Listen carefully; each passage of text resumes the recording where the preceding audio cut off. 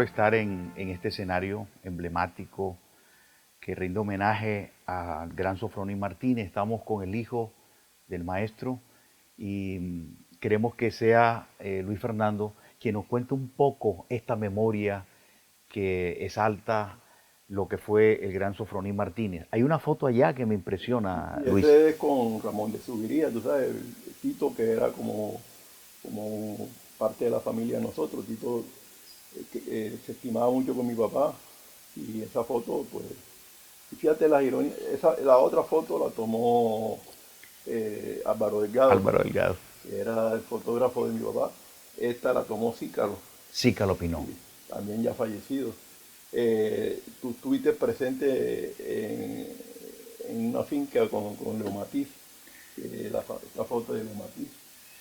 Emiliano Ramírez, un dominicano que tú sabes que falleció también. Sí, esta, y en esta foto es de un grupo que tuvo mi papá, Toño Criales, y de los 6 músicos hay un solo hijo, Irán ¿Y qué? Remón, Ah, caramba. que vive en Nueva York. Los demás todos se fueron.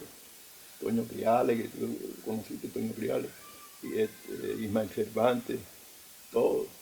Y eso es una foto para un homenaje que le hicieron a mi papá en el Club de Profesionales. Ahí estamos todos en ese momento los hijos y los nietos que habían nacido. Aquí, de los últimos 15 años de vida de mi papá, 7 años y medio lo vivió aquí. Magnífico.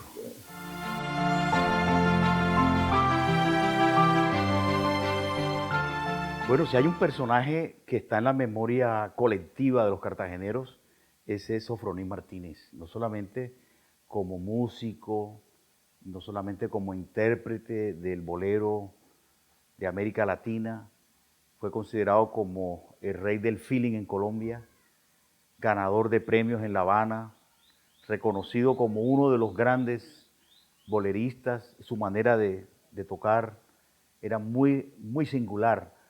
Ahora estoy con Luis Fernando Martínez, su hijo, que ha erigido en su casa, aquí en Cartagena, un templo, el cuarto donde él vivió los últimos años, y la casa está llena de recuerdos, de fotos. Luis Fernando, cuéntanos cómo era tu padre en la casa, en la intimidad. Pues como era con todo el mundo. Mi papá, mi papá murió teniendo yo 48 años de nacido. Y desde que yo me acuerdo de cosas teniendo yo 4 años, o sea, en 44 años que nunca vi discutir a mi papá con mi mamá. Como padre y como esposo, pues ya como mi señora se las llevaba muy bien con él y todo. Como abuelo, los nietos no tuvieron queja con él. Y siempre con sus amigos, tú sabes, tú lo lograste tratar y con todo el mundo fue. Queremos saber, Luis Fernando, cómo era la relación del maestro Sofronín Martínez con otros músicos, por ejemplo, con Pacho Galán. Desde con Pacho, mi papá hizo parte de la orquesta de Pacho. Y el maestro Pacho le decía a mi papá, el hombre de la sonrisa eterna. Y el maestro Pacho, como compositor y arreglista, hacía temas para que teniendo la orquesta piano, para que mi papá hiciera solos de guitarra. Con Lucho no fueron compañeros de orquesta, pero hubo una gran amistad con otra persona que fue muy amigo de mi papá, Antonio María Peñalosa Cervantes. Peña venía aquí y estudiaba aquí y era un ser muy temperamental. Con Toño Fuente.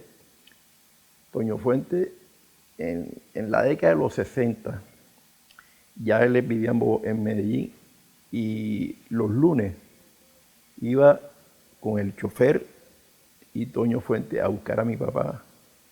En esa época el país no había problema.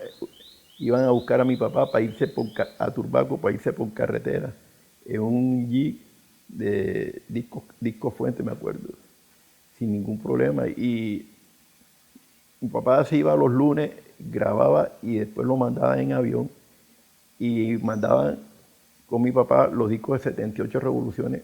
Yo estudiaba en el Liceo de la Costa y llevaba a las emisoras los discos, La Ombligona, Muerto Borracho y todos esos temas. Y en la casa se oían primero que en la emisora, porque en la casa había un equipo en un tocadiscos y lo oíamos y después yo se los llevaba a la emisora.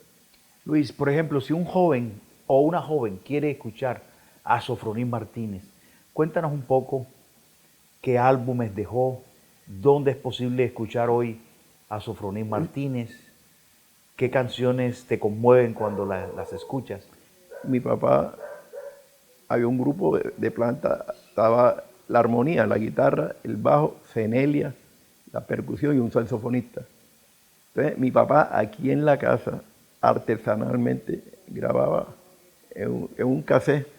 Cuando mi papá muere, Daniel Samper le presenta el proyecto a Humberto Moreno y con lo que artesanalmente había, se hace una recopilación y se consiguen 60 boleros interpretados por mi papá.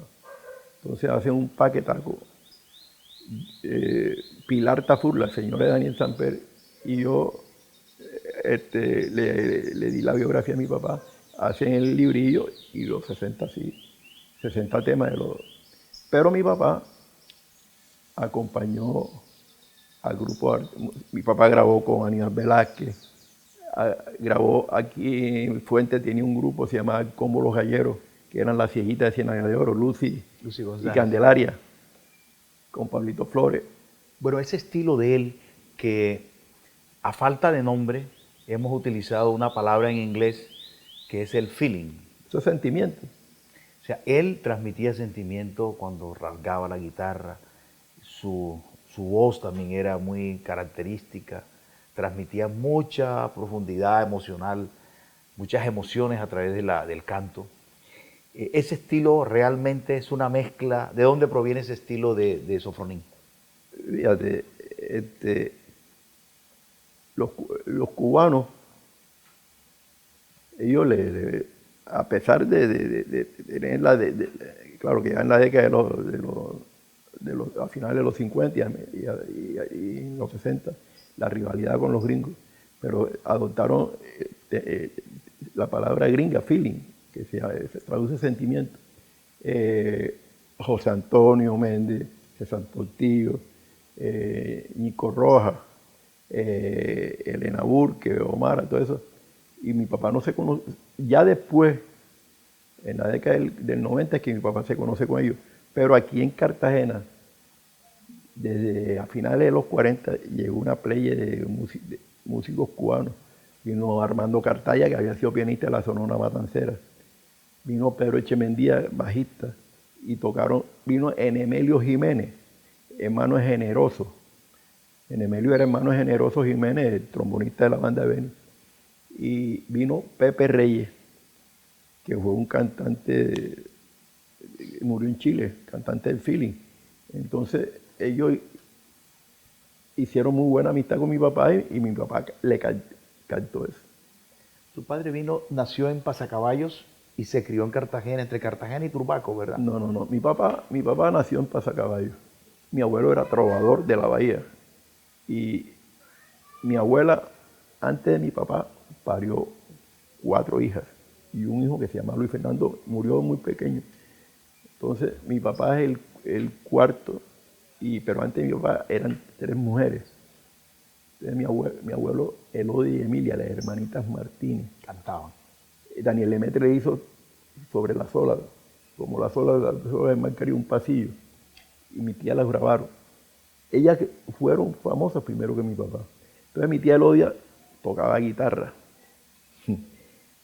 Mi tía Elodia tocaba guitarra y un día en la calle, pues una vaina la tumbó y le partió la pierna a la hermana de mi papá.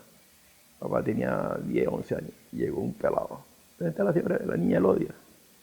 ¿Para qué? No, para que mi papá, mira, que le afinen la guitarra. Y mi papá dijo, para ver, ¿sabes? Tan, y la afinó. Güey, y este carajito, ¿quién le enseñó a afinar? Sí, mi abuelo. ¿Y este quién es?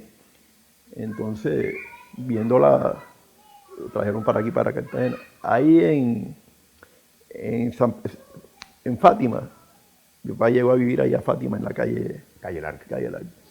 Bueno, Luis, muchas gracias por estos testimonios, por compartirnos e invitarnos a tu casa, a ese templo maravilloso que has erigido con la música, con los recuerdos, las fotografías, que ustedes van a compartir esas fotos de Sofronín Martínez con sus amigos, con los grandes músicos del mundo. Y bueno, y Luis Fernando también ha seguido cultivando esas amistades en el tiempo y él es también un anfitrión de la buena música y de los grandes músicos del mundo. Muchas gracias, Luis Fernando.